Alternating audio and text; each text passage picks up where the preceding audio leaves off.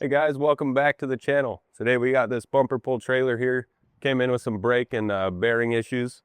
Ended up having a lot more than that. So we're gonna get into that and Donnie's gonna tell you what happened. Tech Time Tuesday.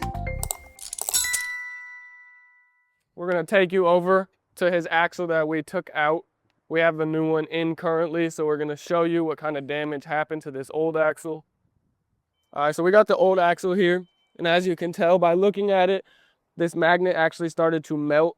It just started deteriorating. You can see here on the spindle that his outer bearing race actually friction welded to the spindle from all the heat. You can see how marred up this spindle is. He came in originally because he said he was driving down the road. He had a little bit of axle issues and that he looked out his mirror and he seen his axle smoke or his tire smoking. So he brought it in to have us inspect it, and we found out that it was much more than any brake issue. It had no bearings in it. When we took the rest of this apart, they were gone. They had completely broken and fell out, and so that's why you see all this damage here. It's a good thing to definitely pull over and check out what you got. If you see any type of smoking, bring it to a shop. This guy, luckily, the drum was holding it together with no bearings in there, and he was able to get the help he needed as soon as he came to the shop. I have Ian over here take you over to where we have the new axle set up, and he'll explain everything we got going on there. But before we go over there, why don't you guys like and subscribe, show some love to the channel.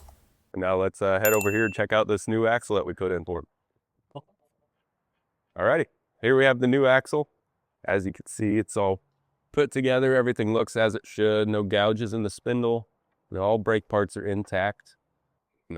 Got a new drum, all new brake components for him. So, and this is why it's important to get maintenance done on your travel trailers. Recommend about 15,000 miles, somewhere in there, to get your bearings repacked, re-greased. That way you avoid a major blowout like this and avoid spending all that extra money getting a new axle put in. So thank you for watching, and we wish you a safer, happier driving. Tech Time Tuesday.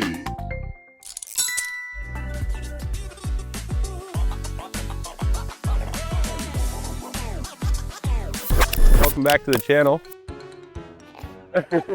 Before we do that, I don't know what to do. No! Well, all right, hold on. We actually don't have them. Nah.